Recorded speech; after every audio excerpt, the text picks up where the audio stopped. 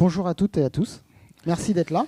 Je me présente, je suis Frédéric Eugène Lexac, je travaille à la Poste et je suis accompagné aujourd'hui de Julien qui va se présenter. Bonjour à tous. Alors moi, je m'appelle Julien Hinault, je suis responsable CRM, enfin Head of CRM chez Nexity. Ça fait 4 ans que je suis chez Nexity. Et on voulait échanger avec vous aujourd'hui, vous présenter en tout cas tout d'abord les enjeux de Nexity. Les enjeux, ils sont quand même assez multiples. Donc pour ceux qui ne connaissent pas Nexity, on est le premier opérateur immobilier en France. Donc on fait de la promotion immobilière jusqu'au service aux particuliers, donc de la location, de la transaction, du syndic, des métiers qui sont assez connus de tous. Et donc, je suis en charge donc, de l'équipe CRM. On est à peu près 8-9 personnes en charge donc, des parcours clients et des campagnes marketing digitales et non digitales. On va en parler juste après. Ce qu'il faut savoir, c'est que nous, on a beaucoup d'enjeux quand même sur 2023 et 2024. C'est de travailler sur la valeur client, que ce soit sur les prospects évidemment, mais sur les clients. Travailler aussi sur les parcours clients, parce qu'en fait, nous, ce qu'on cherche à faire, c'est de évidemment accompagner nos clients et nos prospects dans tous leurs moments de vie. Et donc, la place du marketing automation et du papier a du sens. Et on cherche aussi à toucher en fait des poches de clients ou de prospects qui sont non contactables habituellement sur des canaux digitaux. On le sait tous, on a tous des problématiques sur notamment la qualité de la donnée sur l'email ou sur l'opt-in. Finalement, le taux d'opt-in est quand même assez bas et donc c'est un peu difficile finalement de contacter l'ensemble de nos clients et de nos prospects. C'est là où finalement le courrier postal a du sens et c'est tout l'objet du jour. Exactement, donc c'est pour ça qu'on a fait un titre un peu provoquant. Est-ce qu'on peut faire du marketing automation papier ? Évidemment, nous, à la Poste, quand Julien, on a pris contact avec lui, on était ravis, parce qu'on est à peu près persuadé que oui. Je vais essayer de vous en faire la démonstration, mais effectivement, les problématiques qui ont été amenées par Nexity nous ont particulièrement intéressés. Et c'est donc une expérimentation qu'on a menée ensemble, que je vais vous détailler. Personnellement, je travaille donc à la Poste sur la partie expérience client et les sujets dont je vais vous parler, c'est vraiment des sujets d'expérience client. C'est ce que Julien exprime là, c'est-à-dire que pour les équipes marketing aujourd'hui, faire du print, faire du papier, faire du courrier, c'est pas toujours simple. C'est pas toujours simple parce que les méthodes, les savoir-faire pour faire du courrier ne sont pas toujours restés dans les équipes marketing. Aujourd'hui, les équipes marketing, vous le savez certainement, et vous en avez l'illustration dans à peu près toutes les salles, sont très tournées vers le digital. Sauf que on a quand même à la Poste un vieux support qui est pas si inintéressant que ça pour pouvoir faire passer des messages. Faire en sorte qu'il soit mémorisé, faire en sorte qu'il soit activé et qui permette derrière de générer de la transaction, qui est le courrier. Et donc, en fait, on s'aperçoit, on s'aperçoit que même si aujourd'hui il y a profusion de messages digitaux, la difficulté en fait reste quand même d'émerger dans tout ça. Donc effectivement, quand vous allez avoir reçu l'ensemble des notifications de la journée, normalement, je ne suis pas certain que vous vous rappelez de tous les messages qui vous ont été adressés dans la journée. Donc la problématique que vous avez en tant que marketeur, c'est comment j'arrive à émerger dans ce flot d'informations qui essayent d'atteindre les temps de cerveau disponibles de vos destinataires toute la journée. Et aujourd'hui, on a une conviction à la Poste, en tout cas, c'est que un des bons endroits pour toucher les personnes et les inciter à réfléchir à une décision transactionnelle, c'est le domicile. Et on a aussi une conviction, c'est que on a des solutions à la Poste qui permettent d'être hyper efficaces pour toucher les gens à cet endroit qui est un peu particulier, qui est le domicile.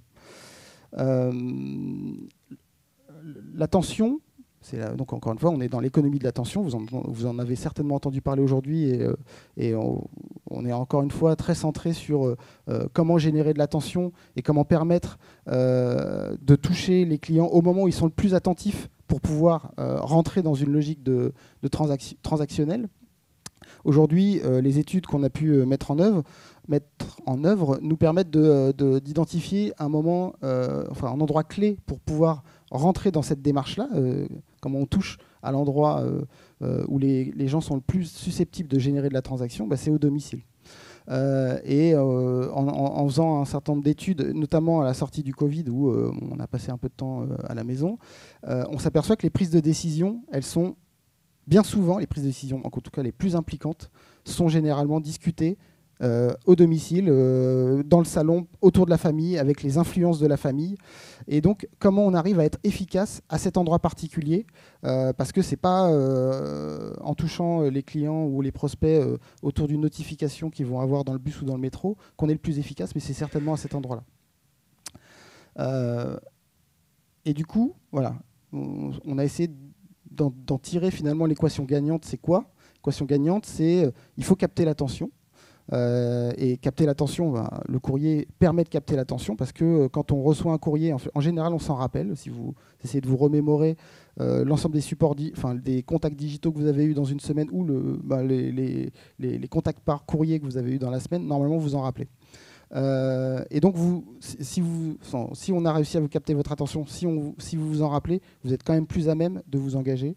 Et c'est vraiment ces logiques-là qu'on essaie de soutenir au travers du canal papier.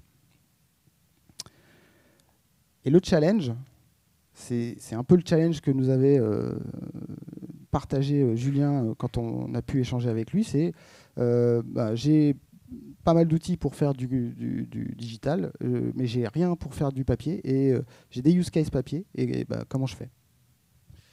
On peut vous donner un exemple de use case papier. En fait, chez Nexity, on a un espace client qui finalement permet de fluidifier les relations avec nos clients et notamment aussi de finalement les digitaliser, notre relation avec ces clients-là. Et donc, ce qu'on cherche à faire, c'est évidemment de se dire, tiens, chaque client, ou même nos prospects, mais plutôt les clients, on va les embarquer vers l'espace client. Et la possibilité qu'on a grâce au courrier postal, c'est qu'on peut toucher, par exemple, un copropriétaire qui vient d'une mutation, on vient de récupérer en fait un portefeuille, mais on n'a pas les adresses email. L'avantage du courrier postal, c'est qu'on peut adresser finalement une communication pour présenter l'espace client MyNexity et derrière finalement pouvoir embarquer le client copropriétaire, ce client en mutation, vers son espace et enfin digitaliser finalement cette relation client. Nous, c'était vraiment un des cas d'usage qu'on en avait. On a évidemment d'autres. On a autour de la cagnotte immobilière et qui permet finalement aussi de se dire, tiens, je ne sais pas si certains d'entre vous ont connu cette cagnotte immobilière autour de la salle, peut-être. Non. Cagnotte immobilière, donc on a lancé une cagnotte immobilière qui permet en fait d'acheter un appartement immobilier, de pouvoir récolter de l'argent auprès de ses proches. Et c'est vrai que cette offre est quand même assez complexe. Et derrière, Nexity abonde sur cette offre immobilière. Et donc, le courrier postal, mais on pourra rentrer dans le détail après, avait tout son sens également pour notamment permettre sa compréhension et sa mémorisation.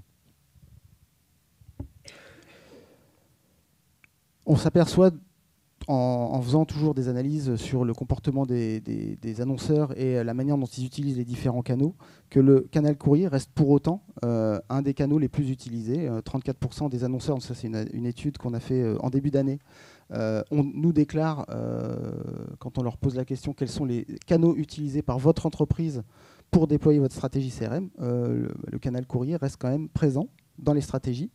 Et encore une fois, la problématique à laquelle on a essayé de répondre dans les sujets que je vais vous présenter par la suite, c'est comment on arrive à gérer finalement ces choses qui sont assez étanches a priori. Faire des rebonds entre le canal digital, entre les canaux digitaux et le canal courrier, ça paraît pas naturel de premier abord. Si on essaye de le faire à la main, ça nécessite quand même des manipulations de données qui sont quand même pas neutres parce qu'on est sur à la fois la donnée postale qui est bien particulière et de la donnée digitale, vous la connaissez bien et qui a aussi ses particularités. Quand on essaie de naviguer entre de l'emailing, des réseaux sociaux et du courrier, on est sur des choses qui sont quand même pas si simple en termes de manipulation de données et de data. Et donc, gérer du workflow de campagne qui permettent d'activer, en commençant par le digital, pour aller sur le physique et peut-être revenir sur le digital, c'est vraiment pas simple. Et c'est vraiment ces cas-là qu'on a essayé de craquer à la Poste. Et donc, on a essayé de le craquer sous la forme d'un projet qu'on a appelé Capmailing Platform. Je vais vous faire une petite démo pour que vous puissiez voir ce que ça permet de faire. Mais en tout cas, ça permet, l'idée générale qu'on a eue tout au long de notre analyse, c'est de pouvoir dire comment on arrive à faire de la scénarisation omnicanal avec du print. Et donc, c'était vraiment pour nous un projet d'expérience client, parce que l'idée, c'était de se dire, les équipes CRM, bien souvent maintenant, travaillent à partir de plateformes qui permettent de gérer à peu près tous les canaux digitaux. Comment on arrive à mettre le courrier à l'intérieur de ces plateformes-là pour que l'ensemble des workflows soient plus complètement étanches, mais permettent de faire vraiment des interactions. Ça me permet d'ajouter surtout qu'on soit en capacité d'être autonome finalement sur la gestion de ces parcours. C'est vraiment un sujet qui est très important et que Frédéric... je pense que tu pourras en parler. Ça me laisse le temps, vas-y. Mieux que moi. Tu peux illustrer parce que ça. Très bien, parce qu'en fait, la difficulté, j'imagine que certains d'entre vous autour de la salle, dans la salle, sont des CRM managers ou en tout cas des campaign managers. La vraie difficulté qu'on a nous, quand on est plutôt sur l'utilisation d'outils digitaux et des canaux digitaux, c'est qu'on passe de canaux où on est plutôt autonome pour pouvoir toucher nos clients et nos prospects à un canal qui jusqu'à présent était un peu plus complexe. Il fallait passer par des agences de marketing direct. Et c'était plus complexe jusqu'à finalement la livraison du courrier. Et la démo que va faire Frédéric montre que finalement c'est assez simple, c'est l'outil qu'on utilise nous au quotidien chez Nexity. Voilà, donc c'est ce sur quoi je voulais parler aussi. Donc chez Nexity, tu peux en parler mieux que moi, hein, mais vous venez d'intégrer Oracle Eloqua. Oui, ça fait depuis à peu près un an qu'on a on est passé de Selligent, Marketing Cloud, à Oracle, enfin Eloqua d'Oracle, pour pouvoir faire l'ensemble de nos campagnes digitales et non digitales. Nous, à la Poste, quand on a initié ce projet Capmailing Platform, on s'est aussi rapproché d'Oracle, qui était un éditeur qui était assez ouvert à la discussion avec nous pour pouvoir essayer de travailler sur ces sujets d'interaction entre le print et le digital. Donc on est parti d'une base qui est l'outil Oracle, mais encore une fois, Capmailing Platform, le projet que je vous présente là, il est agnostique de la plateforme avec laquelle vous travaillez. Si vous avez Adobe, si vous avez Webmecanic, c'est tout à fait compatible avec Capmailing. L'idée générale, c'est de se dire, l'espace de travail de l'annonceur quand il travaille sur Eloqua, par exemple. Et donc là, Julien, tu connais Eloqua mieux que moi. C'est un espace de ce type-là qui permet de dire, voilà, je vais contacter des membres de segment, je vais leur envoyer une campagne, et en fonction de ce qui se passe sur cette campagne, je peux faire des réactions en cascade en disant, voilà, est-ce que l'email il a été ouvert ? Est-ce que l'email il a été cliqué, etc., etc. Donc c'est vraiment un espace de travail qui est ouvert, qui permet vraiment de gérer l'ensemble des campagnes, de les articuler sous forme de canevas de campagne et surtout de coller au maximum au parcours client. C'est ça qui est intéressant en fait, c'est de pouvoir gérer des enchaînements qui soient intelligents en fonction des parcours clients et des interactions ou des réactions possibles du client. Ça permet aussi de générer de la productivité marketing parce que une fois que j'ai créé mon workflow de campagne, soit c'est un workflow one shot, soit c'est un workflow qui tourne tout le temps et ça permet évidemment de pouvoir générer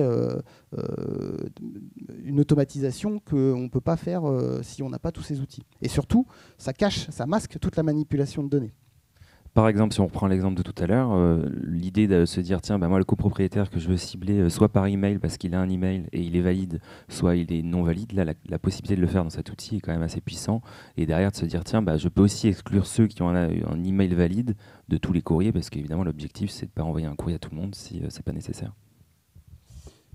Et donc, on est parti de cette base-là, qui est très bien, qui est choisie par de nombreux annonceurs. Donc, encore une fois, je précise bien qu'on est agnostique. Je fais la démo sur Oracle parce que je connais celui-là, mais avec Webmecanic, ça aurait pu tout aussi bien marcher, parce que je sais qu'ils sont présents et on a déjà fait des démos ensemble.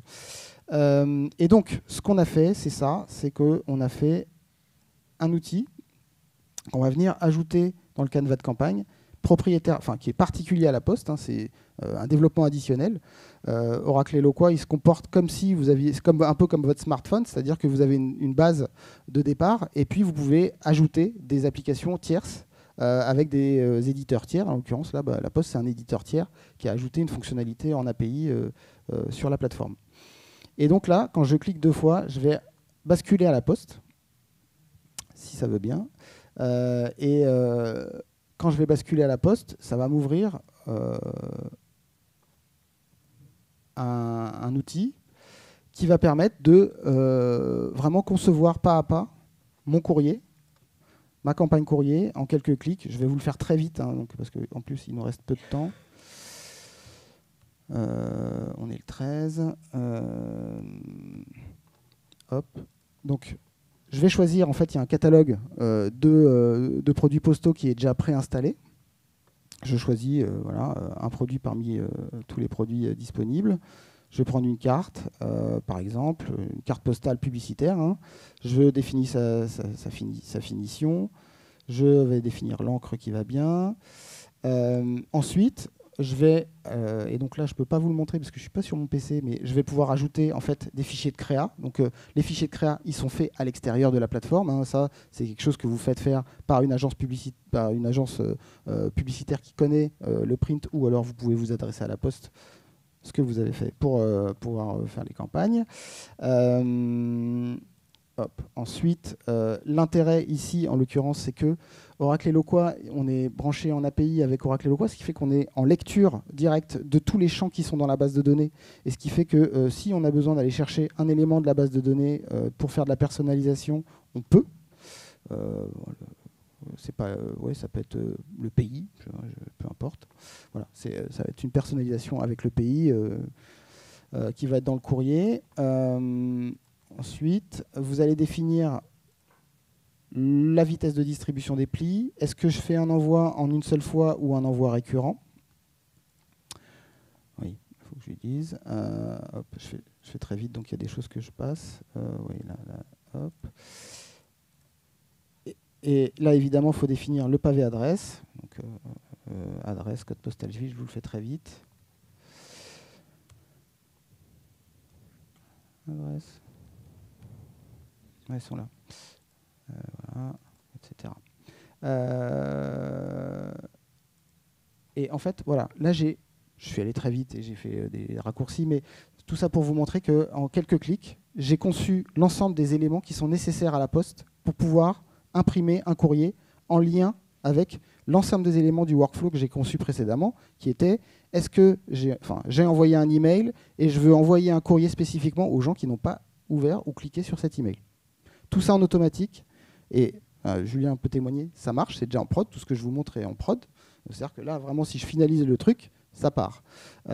Et l'idée, encore une fois, c'est que les marketeurs n'aient pas à se poser 10 milliards de questions pour faire une campagne de courrier, et les marketeurs n'aient pas à passer des heures et des heures à contacter différents prestataires, que ce soit un imprimeur, un routeur, la Poste éventuellement, pour pouvoir gérer leur campagne de print en automation avec les outils de gestion de campagne. Ce qui a pris le plus de temps pour nous sur ce sujet-là, c'est surtout finalement de réfléchir à comment on voulait communiquer auprès de nos clients, quel message, mais finalement l'utilisation de la plateforme, c'était aussi rapide que tu viens de le montrer. Oui. Alors, je vous laisserai poser des questions un peu plus tard, mais alors c'était là la démo. Donc les avantages, hein, voilà, pour aller vite, c'est que en fait la connexion, donc pareil, la connexion, souvent on se pose des questions, est-ce qu'il y a des frais de setup, est-ce qu'il y a des temps d'intégration pour pouvoir connecter ça à notre plateforme de CRM, etc. Non, pas du tout. Hein. On l'a fait par exemple chez Nexity, sur Eloqua, ça prend à peu près un quart d'heure, le temps de rentrer 2 paramètres pour pouvoir connecter la plateforme, puisque tout est natif, c'est comme une app sur votre téléphone mobile, donc ça marche immédiatement. L'ensemble des éléments qui constituent la campagne sont gérés par la Poste, c'est-à-dire que d'habitude la Poste se contente entre guillemets de faire la distribution, donc au travers de l'affranchissement. On distribue les plis évidemment dans les boîtes à lettres. Là, finalement, l'idée, c'est qu'on remonte la chaîne de valeur marketing et qu'on va gérer la partie impression routage et la partie aussi orchestration marketing. Et si je peux dévoiler encore un pan des développements qu'on est en train d'ouvrir sur ce sujet, on va aussi d'ici à la fin de l'année, ajouter un moteur graphique à l'intérieur de la plateforme qui permettra de gérer aussi les templates créatifs, ce qui fait que vous aurez la possibilité d'intégrer une bibliothèque de templates. Et là, il y aura vous ne faites pas le parcours que je viens de vous montrer là, c'est-à-dire en uploadant un fichier de créa que vous aurez fait faire à l'extérieur de la plateforme, mais vous pourrez directement aller sur les templates qu'on aura conçus au démarrage du projet. Et ça laissera vraiment encore plus d'autonomie aux équipes marketing pour travailler de bout en bout. Excuse-moi. On a fini. Je pense qu'on est dans les temps. Est-ce qu'il y a des questions? Oui? Je vous donne le micro.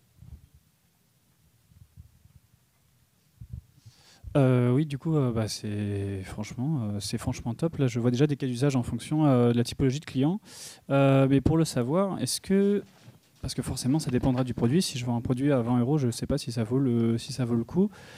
Quel est le budget, je dirais, moyen pour, disons, l'envoi d'une lettre? Ou est-ce que c'est sous la forme d'un package? Ou est-ce que c'est la forme... bon, peut-être qu'il faudra demander un devis, mais voilà, dans l'idée... Alors, la question sous-jacente, c'est quoi le modèle économique? Le modèle économique, c'est commercialisé par la Poste comme une solution CRM, c'est-à-dire, logiciel, pardon. C'est-à-dire qu'il y aura des frais fixes de connexion qui seront mensuels. Donc, c'est une licence, voilà, qui est mensuelle. Entre 250 et 700 € par mois, hors taxe, en fonction du niveau de volume que vous souhaitez. Donc, si vous faites moins de 50 000 plis par an, 250 €, ça suffit. Ça, c'est un premier élément. Et après, en fonction du niveau d'abonnement que vous aurez choisi, vous avez accès à une grille tarifaire qui est dégressive. C'est-à-dire que premier niveau, 250 €, les prix au pli sont un peu plus chers que quand vous prenez une formule à 700. Okay, ça, c'est le premier élément. Et du coup, les tarifs, c'est une carte postale, celle que je vous ai montrée dans la démo, là, c'est à peu près 60 centimes, affranchi, imprimé, recto verso, en couleur, c'est de l'impression jet d'encre. Après, avec une vitesse standard, 7 jours pour être posé en boîte à lettres. Si vous faites plus rapide, avec un peu plus de composition, etc., ça va être un peu plus cher. On va passer certainement la barre de l'euro par pli. Donc voilà, en termes de budget, un ordre d'idée, mais évidemment, il faut qu'on regarde dans le détail si vous avez des questions particulières. Ok, merci. Et sinon, j'autre petite chose. Je suis désolé, c'est une partie un petit peu technique, mais pour le coup, est-ce que on est attaqué un petit peu sur la question RGPD? Parce que est-ce qu'on peut adresser une lettre à n'importe qui, n'importe quand, comme ça, en outreach, ou est-ce qu'on doit parler forcément du client? Parce qu'en soi, l'adresse, on peut la trouver sur les pages jaunes. Donc, Alors, nous, ce qu'on fait, c'est qu'on adresse en fait l'ensemble des communications par courrier postal en respectant la législation française. La législation française, c'est la suivante. C'est si une personne, c'est le concept de l'opt-in et de l'opt-out. L'opt-out, c'est pour les canaux non digitaux, donc c'est pour le courrier postal et pour le téléphone. L'opt-in, c'est pour l'email et pour les SMS. Et donc, ce qu'il faut savoir, c'est que donc, une personne qui n'a pas donné son opt-out peut finalement être contactée par finalement Nexity ou d'autres sociétés, en tout cas dans lesquelles elle peut être dans les bases de données. Et donc nous, on a un autre ce qu'on appelle un stop pub, c'est-à-dire qu'une personne qui aussi souhaite être opposée à recevoir des communications de la part du groupe, on ne lui adresse pas des communications. Mais c'est les seuls finalement blocages qu'on a, puisque c'est un courrier adressé. Donc tant qu'on a la donnée en base de données et que la personne n'est pas opt-out, il n'y a pas de problème. Top.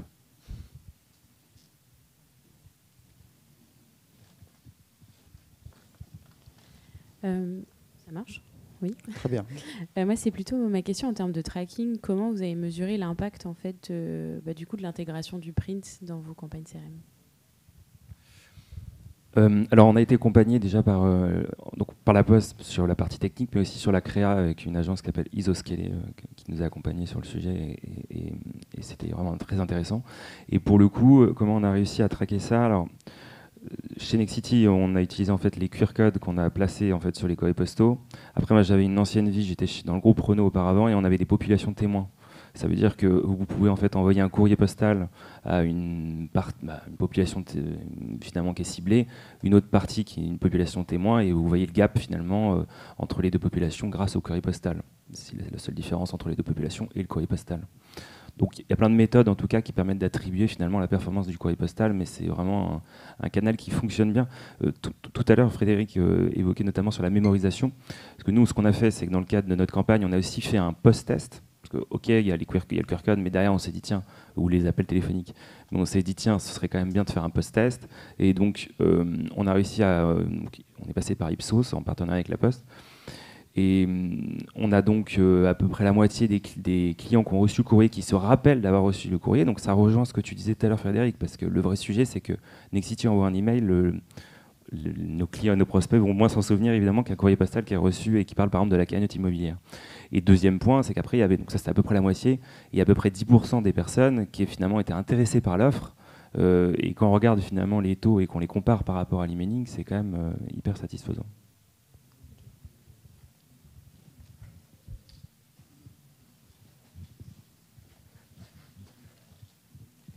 Bonjour, j'ai une question qui rejoint pas mal les mesures de performance qui viennent d'être évoquées et le pricing, désolé.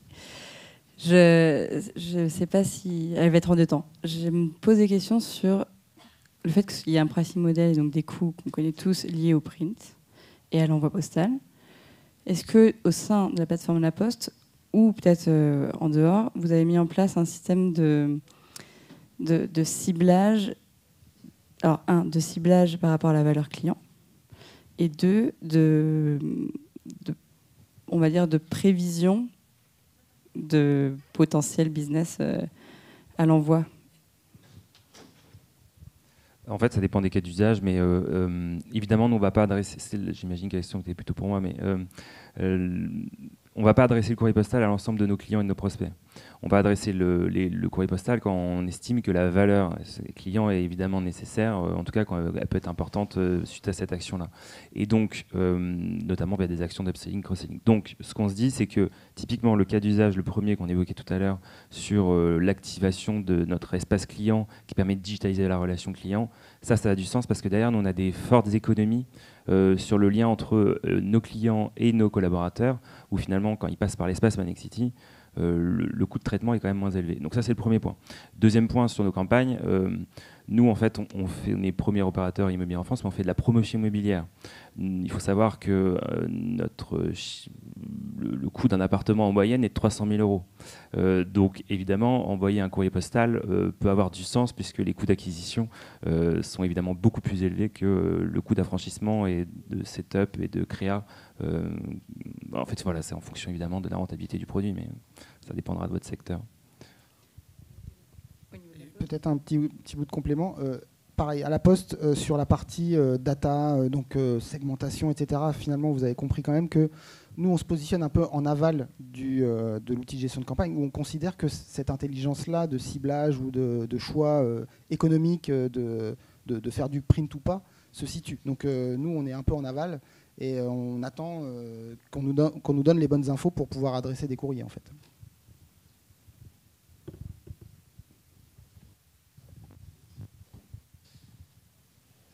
Une question pour Nexity. Je comprends que vous êtes plutôt B2C. Est-ce que vous avez un canal B2B et est-ce que vous avez testé le courrier postal sur le canal B2B et avec quelle performance versus B2C? Alors, c'est une très bonne question. Donc, Nexity, nous, on est essentiellement sur du client particulier, mais aussi en fait sur de la collectivité du client particulier. On a Nexity Entreprise et on a aussi on a des liens assez forts avec les collectivités, notamment les maires, etc., pour le développement du foncier. On n'a pas fait encore de cas d'usage sur le courrier postal avec le B2C. On pourrait le faire, notamment typiquement le lien avec les maires, où on pourrait dire qu'en fait créer du lien avec les maires, ça peut être important et le courrier postal peut avoir sa place. Malheureusement, je n'ai pas de cas d'usage encore qui ont été mis en place, mais c'est quelque chose sur lequel il va falloir qu'on se penche.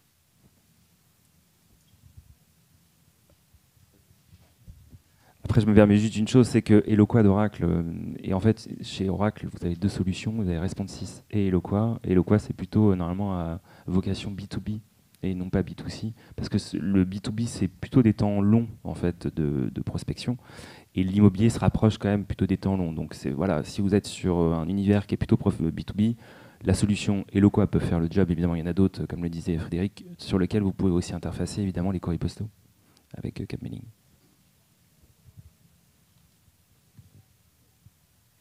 Bonjour, moi j'ai une petite question. Je voudrais savoir si cette solution peut être corrélée à de l'enrichissement de données ou pas du tout. En fait, c'est vraiment la donnée de la société. Mais si j'ai des sirènes, et notamment des cas d'usage dans le B2B, des sirènes à enrichir et à qualifier avec des nouvelles fonctions, etc. Est-ce que c'est en 2 temps? D'abord, je qualifie mon CRM et ensuite...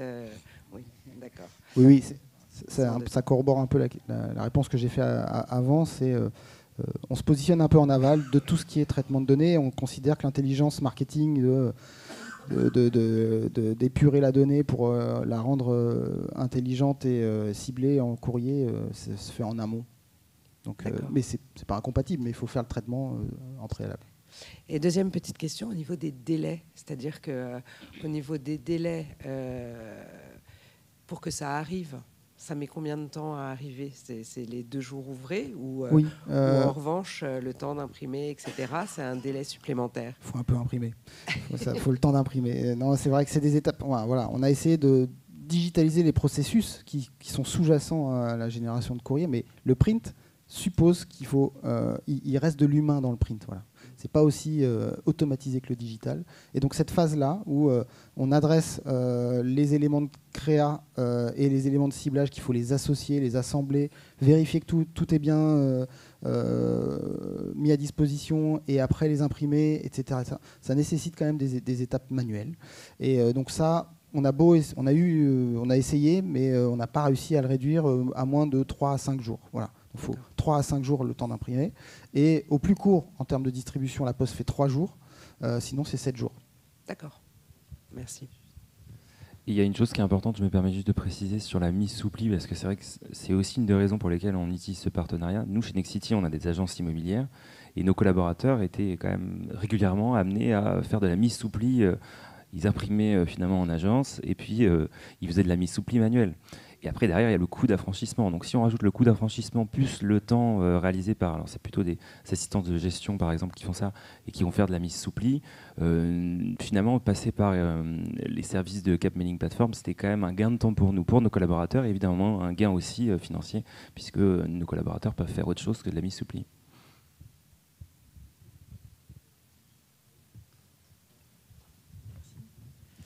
Est-ce que malgré tout, vous avez des NPAI et comment vous les gérez ?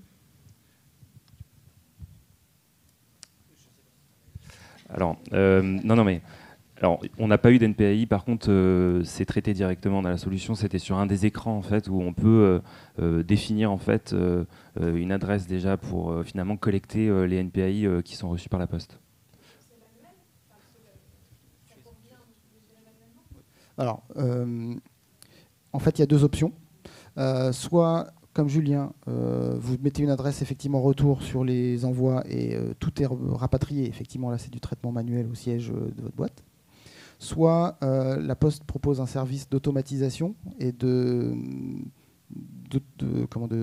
digitalisation entre guillemets des adresses qui ne sont pas accessibles, qui s'appelle Alliage, qui est aussi compatible avec le produit Capmailing, c'est-à-dire que toutes les adresses, donc on dit PND maintenant, pli non distribuable, tous les plis non distribuables qui vont être remontés sur les plateformes de la Poste, puisque les facteurs, ils arrivent quelque part, ils disent bah voilà, je peux pas distribuer, donc je remonte ça, je reprends ça et puis je le remonte à la plateforme de distribution.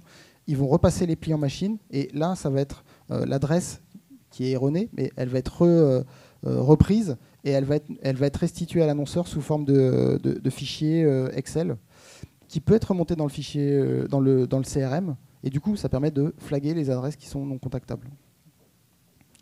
Tout ce circuit remontant est aussi automatisé. Mais il faut avoir le service alliage. Donc c'est un contrat additionnel par rapport au tarif que j'ai indiqué tout à l'heure. Excusez-moi, moi j'ai une dernière question, parce que l'heure arrive. Est-ce que vous envisagez de faire une API, cette solution ? Oui. Ça va arriver bientôt plutôt l'année prochaine.